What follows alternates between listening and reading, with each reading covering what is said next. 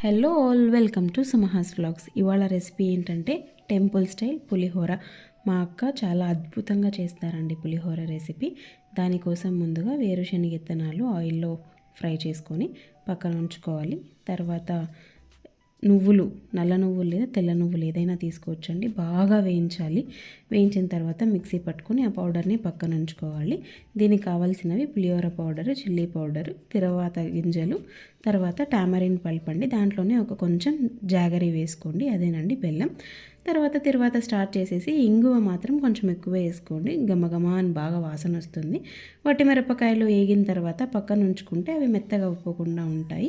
Tamarind పలుపు, పులిహోర powder, తర్వాత మనం mixie పెట్టుకున్న నువ్వుల పొడి అన్నీ కలిపేసి గుజ్జులాగా బాగా ఉడికించుకొని బాగా మరలించాలండి.